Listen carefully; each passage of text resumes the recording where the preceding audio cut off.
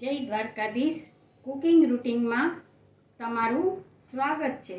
આજે શ્રાવણ માસની છઠ છે, તો તે દિવસે પરંપરાગત લોકો પૂરી, થેપલા, મિષ્ટાન, અથાણા વગેરે કેટલી ચીજો બનાવતા હોય છે અને એક દિવસ માટે બીજે દિવસે સાતમને દિવસે ઠંડુ જમે છે।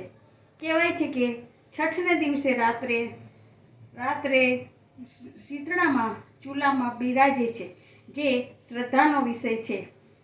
તો આપણે ચૂલાને પાણી અને સાબુથી અહીંયા મેં સાફ કરી નાખ્યું છે।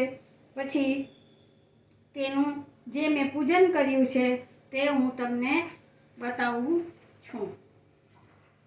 તો વિડીયો વધારે લાંબો ન કરતા અહીં મેં આંબાના અને ધરોના પાન રોપ્યા છે। રૂની મેં માળા બનાવી છે જે પવિત્ર છે। તેમાં મેં આ તાંબાનો લોટો છે તેમાં મેં પાણી રાખ્યું છે। અહીંયા સાથિયો કર્યો છે, 5 ચાંદલા કર્યા છે અને આ જે વસ્તુઓ આપણે બનાવેલી હોય મિષ્ટાન, પૂરી વગેરે તે માતાજી માટે ભોગમાં રાખેલ છે। તો આ રીતે ચૂલાનું પૂજન થાય છે। જય શીતળામાં।